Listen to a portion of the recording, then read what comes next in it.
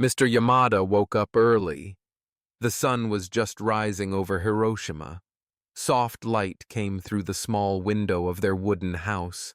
It was a quiet morning. He looked around and saw his wife and two children still sleeping.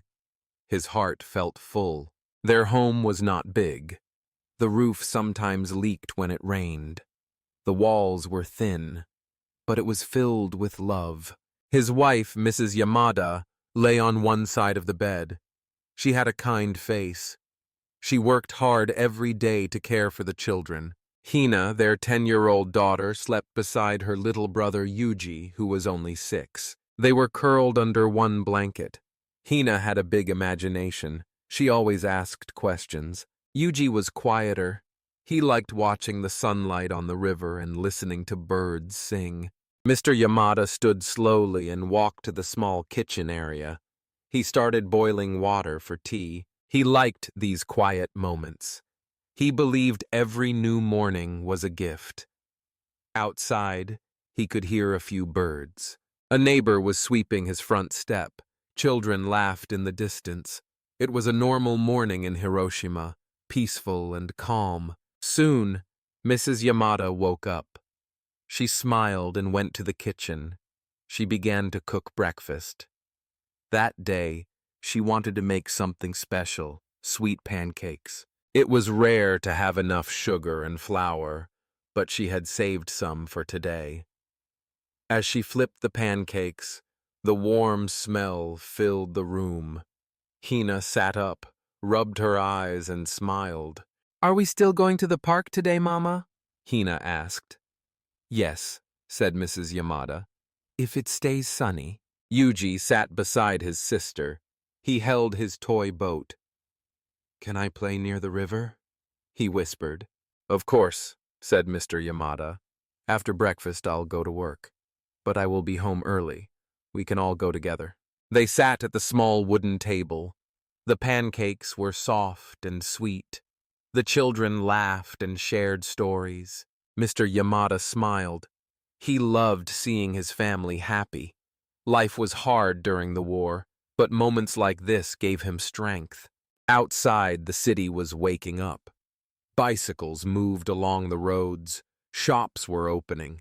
The air was fresh. Flowers grew along the fences. School children walked in groups, their bags swinging. The streets of Hiroshima were alive with sound, color, and motion. The Yamada family finished eating. Mr. Yamada grabbed his bag. He kissed his wife and patted Yuji's head. "I'll see you soon," he said. Mrs. Yamada packed some things for the park. She folded a small blanket and placed fruit in a cloth bag. Hina helped by filling a bottle with water. "I want to bring my notebook," she said. "Maybe I'll write a poem at the park." Yuji placed his boat in the bag too. He wanted to float it near the water while his sister wrote. They were almost ready to leave. The air was still quiet. It was just after 8 a.m. The sky was clear. There were no clouds. From far above, a single plane flew silently. The people of Hiroshima didn't notice. They were busy living, working, and playing. Suddenly, everything changed. A bright light flashed, brighter than the sun. Then came a loud sound, like 1,000 thunders. Windows shattered, buildings shook, dust rose into the sky. The peaceful morning turned to darkness. Mr. Yamada was on his way to work when it happened. He fell to the ground. He looked back toward the city. A huge cloud was rising. It was black and red. It looked like a monster growing in the sky. Mrs. Yamada held the children tight as the ground shook. The house creaked. Walls cracked. But the table they sat near was strong. It didn't fall.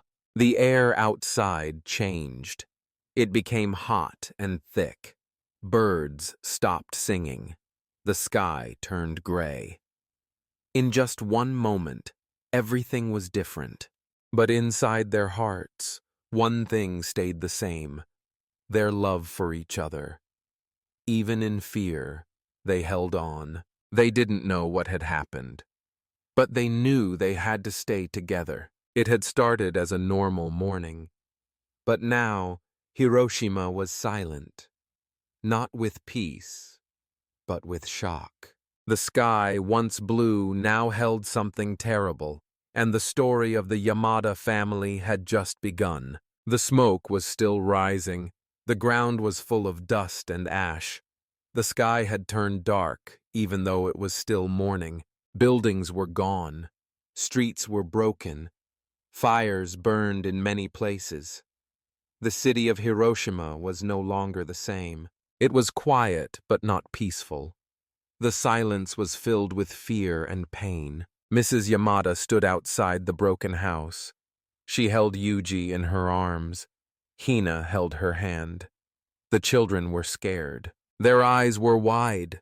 Their faces were covered with ash, but they were safe. Their house was damaged, but not completely destroyed.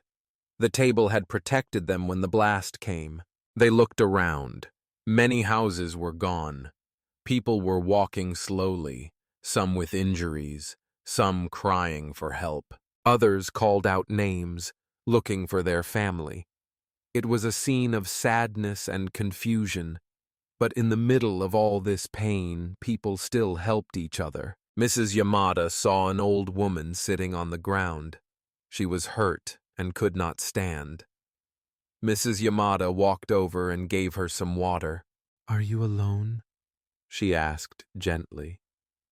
The woman nodded. She had lost her home. She had lost her son. Mrs. Yamada sat beside her for a while, holding her hand. Hina and Yuji were quiet. They saw people helping each other. A young boy gave his shoes to a man who had none. A girl shared her rice ball with a stranger. A doctor, with blood on his shirt, was still trying to treat people with the little supplies he had. Even Mr. Yamada, who had fallen near his workplace, was now helping others. His face was burned, his hands were bleeding, but he lifted wood from broken houses. He carried children on his back to the river where people gathered for water and safety. He didn't know if his family was alive, but he kept moving, kept helping. Back at home, Mrs. Yamada gathered some food and water into a small bag. "We must go," she told the children. "We need to find Father, and maybe others need help too." Hina carried a small towel.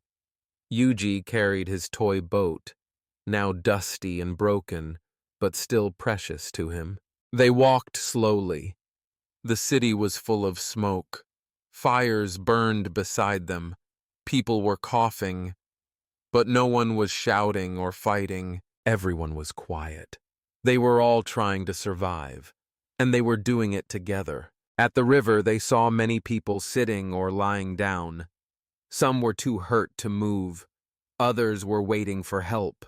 Hina gave her towel to a little boy with a cut on his leg. Yuji shared the water bottle with an old man who looked very tired. Mrs. Yamada found a young mother crying beside her baby. The baby was alive but weak. Mrs. Yamada gave the baby some soft food and covered them with her shawl. The day passed slowly. The sun was hidden behind smoke, but time still moved, and so did hope. People who had lost everything were still kind. They still shared. They still comforted each other. Even children tried to smile. Even in pain, they showed love. Late in the afternoon, a familiar voice called out, "Hina! Yuji!" It was Mr. Yamada. His eyes were full of tears when he saw them. He ran and hugged them tightly. "You are safe," he whispered. "Thank you." They cried together, not because of fear, but because they had found each other again. Mr. Yamada sat with them by the river. He held his wife's hand. They had lost their home, their neighbors, maybe even their future, but they had their family, and they still had kindness. Around them, people were still helping, still giving, still surviving. In the ashes of the city, something strong remained. It was not a building or a road. It was not something you could touch. It was kind, simple, quiet, strong. It was love between strangers. It was care between families. And it gave them all a reason to keep going. The days passed slowly in Hiroshima. The fires were gone, but the pain stayed. People built small shelters with pieces of wood and cloth. They waited in long lines for food and clean water. Many were sick. Many had lost someone they loved. But they did not give up. They stayed strong, even when life felt heavy. The Yamada family lived in a small shelter near the river. It was only big enough for 4 people to sit and sleep. The roof was made from broken pieces of their old house. Still, they were grateful. They had each other. Mr. Yamada's burns were healing. Mrs. Yamada found ways to cook small meals. Hina helped take care of Yuji, who sometimes cried at night when he remembered the loud sound in the sky. One morning, Hina saw something beautiful. A small green plant was growing from the ashes near their shelter. It was a tiny thing, no bigger than her finger, but it stood tall. It made her smile. "Look, Mama," she said. "Life is coming back." Mrs. Yamada nodded.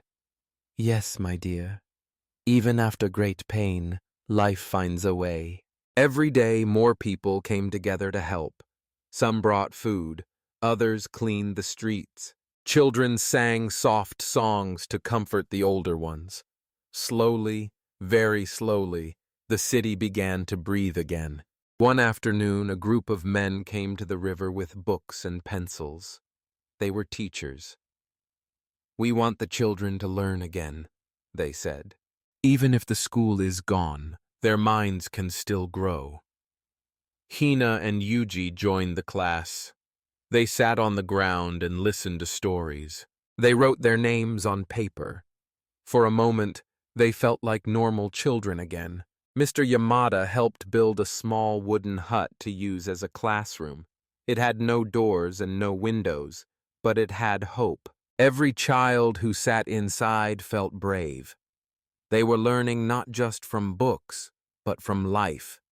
They learned how to share, how to be strong, how to care. One day, visitors came from far away. They brought medicine and clothes. They did not speak Japanese, but they smiled with their eyes. "We are here to help," they said. The people of Hiroshima welcomed them. They gave the visitors tea, even though they had very little. They shared stories through hand signs and warm hearts. Mrs. Yamada began to write letters to people who had left the city. She told them what was happening, how the people were rebuilding, how children were laughing again. She asked them to return if they could. "We need everyone to make the city whole again," she wrote. Yuji started drawing pictures. At first, he drew the big flash in the sky. Then he drew his family sitting together. Later, he drew flowers and birds. He gave his drawings to the people around him. "This is for you," he would say. The drawings gave people hope. They were small gifts, but full of love. The seasons changed. The trees grew new leaves. The river ran clear again. The people of Hiroshima began to rebuild their homes, their schools, their shops. They planted gardens. They painted walls. They told stories of that dark day. But they also told stories of kindness, of courage, of light in the middle of fear. On one special morning, all the people gathered by the river. They held hands and stood in silence. They remembered the ones who were lost. They promised to live in peace. They promised to teach their children to be kind, to be strong, to never hurt others the way they had been hurt. Hina looked up at the sky. It was blue and wide. She held Yuji's hand. He smiled at her. "The sky is quiet now. he said. Yes, Hina answered, and full of hope. From the pain, something new had grown. Not just buildings or plants, but peace. Real peace. The kind that lives in people's hearts. The kind that says, even after the worst day, we can still choose to be kind. We can still choose to love. In the quiet streets of Hiroshima, we met the Yamada family. Mr. Yamada, Mrs. Yamada, little Yuji, and Hina. At first, they lived a peaceful life. Their days were simple. They smiled, worked hard, and loved each other. But one morning, the sky changed. A bright flash came, and everything turned to dust. Their home was gone. Their neighbors were gone. The world felt broken. Still, the Yamada family did not give up. Even with pain in their hearts and ashes on their clothes, they chose to stay kind. They helped others. They shared what little they had. They stayed together. Hina found a small green plant growing from the ground. It was tiny, but it was full of hope. Just like them. In the middle of the sadness, people showed kindness. Strangers helped strangers. Teachers taught children outside. Doctors came from far away. People cleaned, built, and smiled again. Step by step, Hiroshima came back to life. Not just with buildings, but with love, care, and courage. The Yamada family became a symbol of that courage. Hina smiled more. Yuji drew happy pictures. Mrs. Yamada wrote letters. Mr. Yamada helped build new classrooms. Their story reminds us that even after great pain, peace can grow, and love can still live. So what is the lesson from this story? Even when life gives us the hardest moments, we can still choose to be kind. We can help each other. We can forgive. We can rebuild. In today's world, there are still problems, wars, fear, sadness, but we can be like Hina and her family. We can plant peace, even in ashes. We can start with small acts, saying thank you, helping someone, smiling, listening. These little things make a big change. If you watched and listened to this story all the way to the end, congratulations. You have just improved your English listening and understanding. That is a big step, and you should feel proud. Every time you listen to a story like this, your English gets stronger, and your heart becomes wiser. Now let's play a little quiz. What grew near Hina's shelter after the bombing? A. A small green plant. B. A tall building. Please write A or B in the comments below to test your memory and to join the conversation. And don't forget to subscribe to our channel so we can keep bringing you more beautiful stories to help you learn English with your heart and your ears. If you want to support us, please consider donating. In the beginning, it's really hard to make good content for free, but we do this to help you. Your support means the world to us. Thank you for being here. Keep learning, keep listening, and keep believing in kindness.